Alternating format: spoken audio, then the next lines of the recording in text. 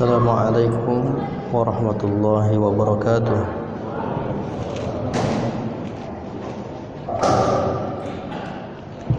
Allahu Akbar, Allahu Akbar, Allahu Akbar,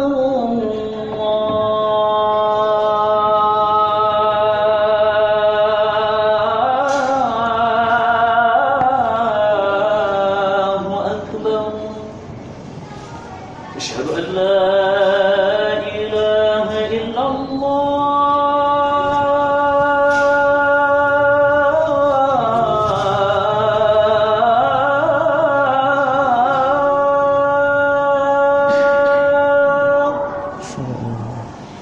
أشهد أن لا إله إلا الله.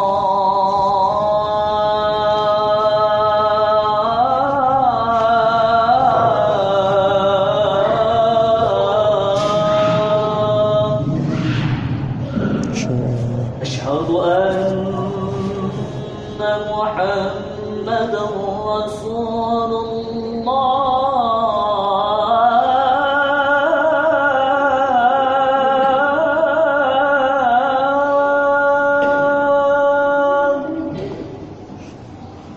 أشهد أن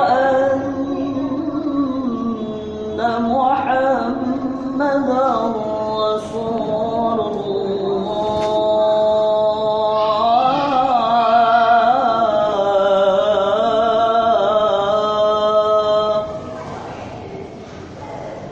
حي على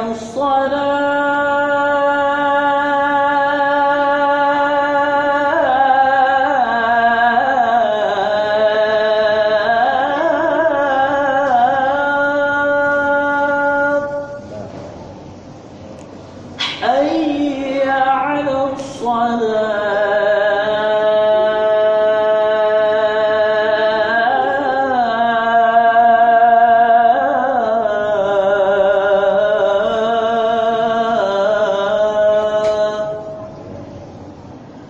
حي على الفلاح.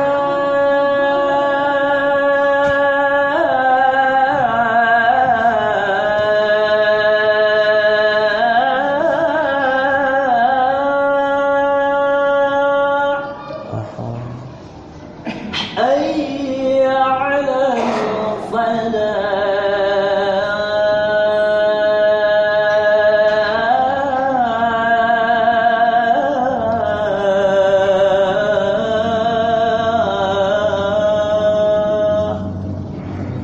الله أكبر،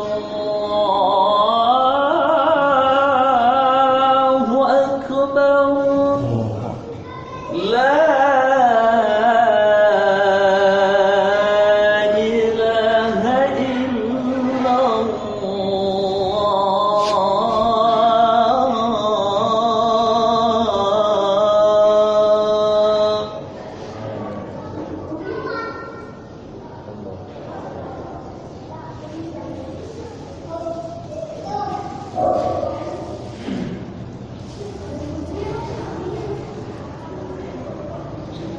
Alhamdulillah. Alhamdulillahilladzi nahmaduhu wa nasta'inuhu wa nastaghfiruh wa na'udzu billahi min shururi anfusina wa min sayyiati a'malina. May yahdihillahu fala mudilla lahu wa may yudlil falan tajida lahu waliyyan mursyida. Ashhadu an la ilaha illallah wahdahu la syarika lah wa ashhadu anna Muhammadan abduhu wa rasuluh. Allahumma salli wa sallim ala nabiyyinal karim nabiyyina Muhammad sallallahu alaihi wasallam wa ala alihi wa ashabihi wa man tabi'ahum bi ihsanin ila yaumiddin. Usikum wa nafsi bi taqwallah faqad fazal muttaqun. A'udzu billahi minasy syaithanir rajim. Bismillahirrahmanirrahim. يا أيها الذين آمنوا اتقوا الله حق تقاته ولا تموتن إلا وأنتم مسلمون فقال أيضا والذي بعث في الأميين رسولا منهم يتلو عليهم آياته ويزكيهم ويعلمهم الكتاب والحكمة وإن كانوا من قبل لفي ضلال مبين صدق الله العظيم. Kaum muslimin, sidang jamaah Jumat, para tamu-tamu Allah yang dimuliakan Allah Subhanahu wa taala. Mengawali khutbah yang singkat ini bertahmid kita memuji Allah, alhamdulillahirabbil alamin. Dengan izin Allah taala kita dapat melaksanakan ubudiyah salat Jumat atau ibadah fardu Jumat berjamaah. Semoga Allah senantiasa mencurahkan rahman dan Allah senantiasa meridai kita semua, amin ya rabbal alamin. Allahumma salli ala sayyidina Muhammad wa ala ali sayyidina Muhammad. Assalamu alayka ayyuhan nabiyyu wa rahmatullah. Semoga salawat dan salam yang selalu kita sampaikan mudah-mudahan menjadikan kita termasuk hamba-hamba Allah yang termasuk dalam kelompok golongan umat Nabi Muhammad. Karena orang yang memperbanyak salawat diakui Nabi sebagai umatnya, tapi khawatir kita karena lisan jarang bersalawat, khawatir jika Nabi tidak menganggap kita sebagai umatnya. Oleh karena itu memperbanyak salawat menjadi penting, terutama di hari Jumat sebagai sayyidul ayyam, pemimpin atau penghulu dari hari, pemimpin bulan Ramadan, pemimpin dari hari adalah hari Jumat. Dan dengan salawat itu pula kita berharap dosa-dosa kita diampuni, derajat diangkat, dan Allah berikan kebaikan. Sebagaimana dalam sebuah hadis kata Nabi, man shalla alayya salatan, siapa yang bersolawat kepadaku sekali saja, sallallahu alaiha biha asyra, Allah berikan 10 kebaikan. Wa huttat biha asyara sayyi'an, Allah hapus 10 dosa. Wa turfa'u biha asyara darajat, Allah angkat 10 derajat tingkatan di hadapan Allah taala. Inilah bahwa kita penting untuk memperbanyak salawat. Jamaah Jumat, para tamu-tamu Allah yang dimuliakan Allah Subhanahu wa taala. Dalam sebuah hadis Nabi mengatakan, ala inna fil jasadi mudghah, dalam jasad manusia itu ada segumpal. Idza saluhat, kalau baik yang segumpal itu, saluhal jasadu kulluh, maka semua akan ikut baik. Wa idza fasadat, kalau rusak yang segumpal ini, maka kata Nabi, fasadatil jasadu kulluh, maka yang lain akan ikut menjadi rusak.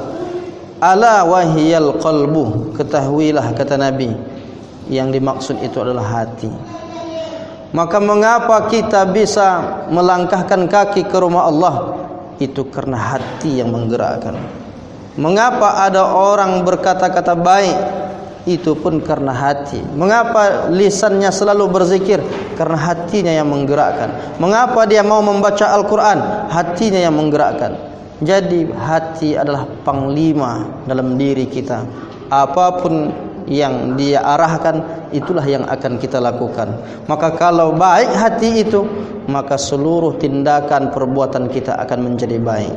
Oleh karena itu para ulama, ada mereka yang fokus untuk membahas bagaimana mensucikan hati, bagaimana membersihkan hati, dan dengan bersihnya hati itu, maka seluruh aktivitas kita akan menjadi bersih pula.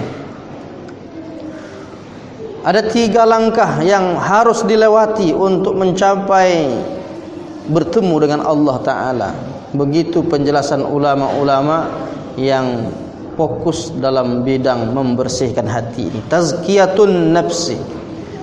Tahapan pertama disebut dengan takhalli. Takhalli artinya membersihkan hal-hal yang tak baik yang ada dalam hati, sifat-sifat yang tidak diridhoi oleh Allah. Al-akhlaqul mazmumah, sifat-sifat tercela yang ada dalam diri ini mesti dikosongkan dari dalam diri kita. Karena ketika sifat tercela itu ada dalam hati, dalam diri kita, maka itulah yang merusak seluruh amalan kita. Ambil satu contoh sifat tercela yang ada dalam hati manusia adalah sifat hasad, sifat iri hati, sifat dengki.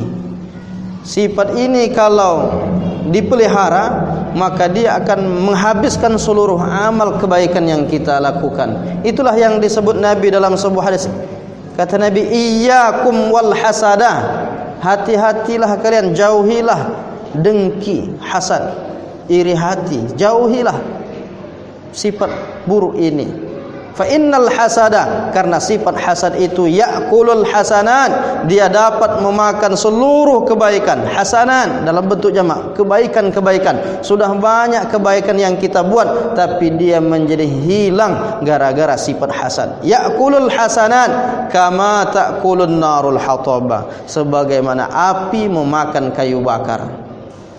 Ibadah yang banyak yang pernah kita lakukan itu menjadi sia-sia gara-gara sifat hasad yang melekat dalam diri. Makanya para ulama kita mengatakan, kalau ingin benar-benar bertemu dengan Allah, kalau ingin benar-benar kita akan sampai ke surga Allah, tahapan yang dilewati adalah bersihkan hati dengan cara buang sifat-sifat tercela yang ada dalam diri. Bagaimana bentuk wujudnya sifat hasad? Sifat hasad itu tidak tampak karena dia di dalam hati. Bagaimana penjelasan ulama tentang hasad itu? Seperti apa definisinya? Maka ulama menjelaskan, karahatun ni'mah alal mun'ami alaih. Ketika ada orang tidak senang saudaranya mendapat nikmat, bermakna dia sudah mengidap penyakit yang disebut penyakit hasad. Tidak senang ketika saudaranya mendapat nikmat. Tapi ada yang kedua, wa hubbu zawaliha, bukan hanya sekedar tidak senang saudaranya mendapat nikmat, tapi dia ingin nikmat yang ada pada saudaranya itu hilang dari dirinya, dari diri saudaranya itu. Ketika sudah sampai puncak, dia ingin nikmat-nikmat yang Allah anugerahkan kepada saudaranya, dia ingin menghilangkannya. Dia tidak senang baru di dalam hati, tapi sudah sampai ke tindakan, dia ingin bagaimana caranya nikmat yang ada pada saudaranya itu hilang. Disitulah sudah sampai kepada puncak hasad, yang kata Nabi, kalau sifat hasad ini tidak dikeluarkan dari hati kita, maka dia akan menghilangkan seluruh keistimewaan yang ada dalam diri kita.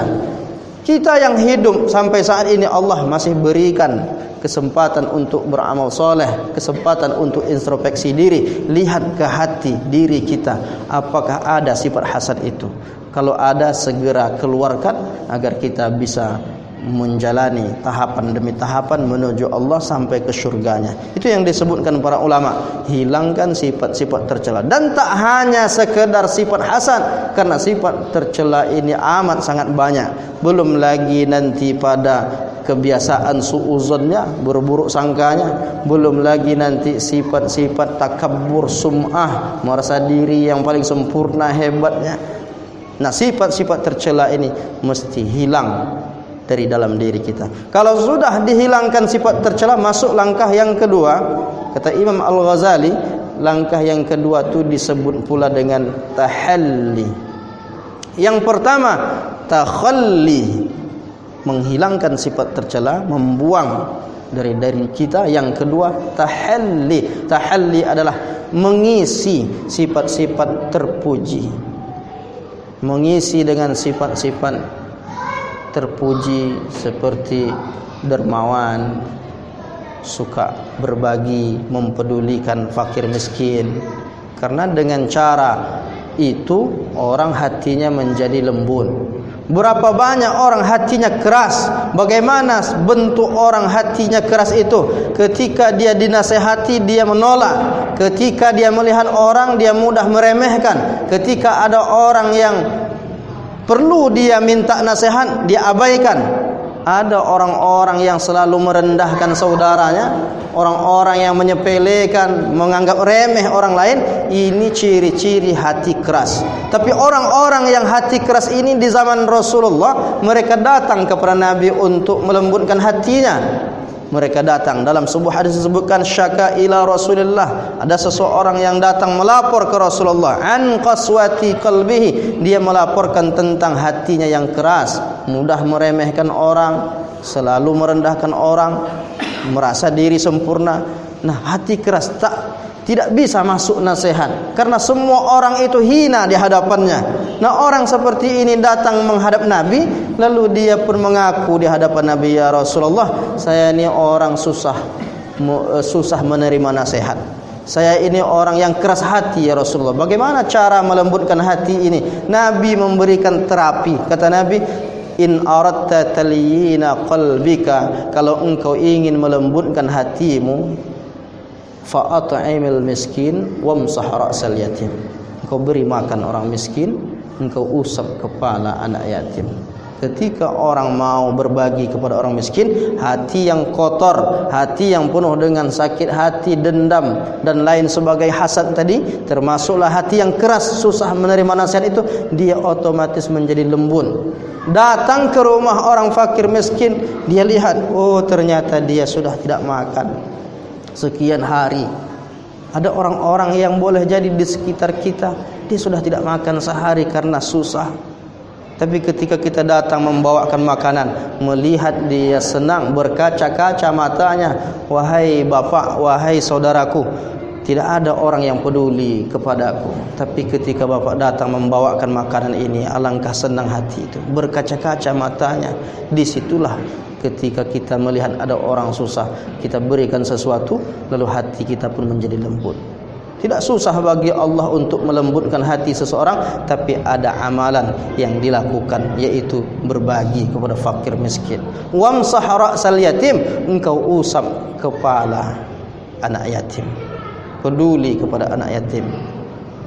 Oleh karena itu, ketika amalan-amalan seperti ini kita lakukan, maka kita sudah mengisi sifat-sifat terpuji. Yang pertama takhalli, membuang sifat-sifat tercela. Yang kedua tahalli, mengisi sifat-sifat terpuji. Dan yang terakhir yang dikenal dengan tajalli. Tajalli itu dia sudah menyatu dengan sifat-sifat baik. Dan dalam bahasa aslinya tajalli itu menyatu dengan cahaya Allah. Artinya di sini dia sudah memantapkan sifat-sifat mulia itu dalam dirinya, sudah menjadi sifat dia. Matanya memandang yang baik-baik, pikirannya berfikir yang baik-baik, tindakannya, tangannya suka bersedekah, kakinya melangkah ke masjid, kakinya melangkah ke tempat yang diridhoi oleh Allah. Karena itu semuanya digerakkan dari hati yang tadi dibersihkan dari sifat tercela, yang tadi diisi dengan sifat terpuji, lalu dia sudah istiqomah. Kalau sudah istiqomah, dijanjikan Allah dalam Al-Quran, innal ladzina qalu rabbuna Allah thumma istaqamu, sesungguhnya orang-orang yang meyakini Allah sebagai pelindungnya, sebagai pembimbingnya, lalu dia istiqamah dalam kebaikan, dalam tauhid itu, tatanazzalu alaihimul malaikah, Allah turunkan malaikat kepadanya untuk apa? Memberi berita gembira. Wa abshiru bil jannati allati kuntum tu'adun, ini ada berita gembira yang sudah dijanjikan untukmu. Mudah-mudahan dengan tahapan ini kita benar-benar sampai ke surga Allah, dengan catatan kita benar-benar melewati proses ini.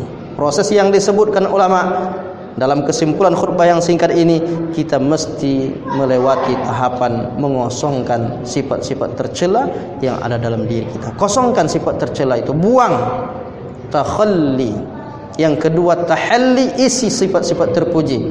Yang ketiga tajalli, menyatu dengan kebaikan dan benar-benar istiqomah. Mudah-mudahan kita istiqomah dengan kebaikan sampai akhir hayat kita, insyaallah. Amin ya rabbal alamin. Fa'tabiru ya ulil absar la'allakum turhamun.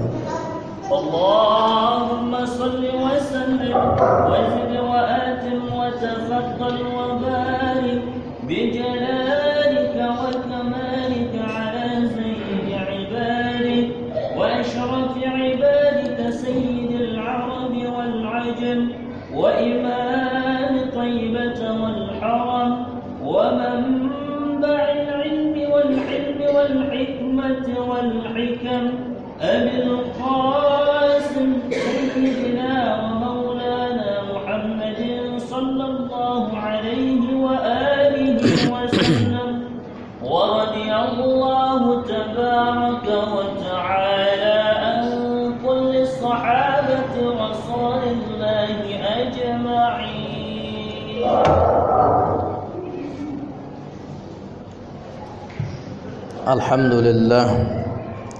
الحمد لله الذي أرسل رسوله بالهدى ودين الحق ليظهره على الدين كله وكفى بالله شهيدا. أشهد أن لا إله إلا الله وحده لا شريك له وأشهد أن محمدا عبده ورسوله. اللهم صل وسلم على النبي الكريم وعلى آله وأصحابه ومن تبعهم بإحسان إلى يوم الدين. أوصيكم ونفسي بتقوى الله فقد فاز المتقون. يا أيها الذين آمنوا اتقوا الله حق تقاته ولا تموتن إلا وأنتم مسلمون. إن الله وملائكته يصلون على النبي يا أيها الذين آمنوا صلوا عليه وسلموا تسليما. اللهم صل على محمد وعلى آل محمد كما صليت على إبراهيم وعلى آل إبراهيم وبارك على محمد وعلى آل محمد كما باركت على إبراهيم وعلى آل إبراهيم في العالمين إنك حميد مجيد. اللهم اغفر للمسلمين والمسلمات والمؤمنين والمؤمنات الأحياء منهم والأموات. اللهم إنا نعوذ بكلمات الله التامات من شر ما خلق. ربنا ظلمنا أنفسنا وإن لم تغفر لنا وترحمنا لنكونن من الخاسرين. ربنا آتنا في الدنيا حسنة وفي الآخرة حسنة وقنا عذاب النار. عباد الله، إن الله يأمر بالعدل والإحسان وإيتاء ذي القربى وينهى عن الفحشاء والمنكر والبغي يعظكم لعلكم تذكرون. فاذكروا الله العظيم يذكركم واسألوه من فضله يعطيكم ولذكر الله أكبر. أقيموا الصلاة.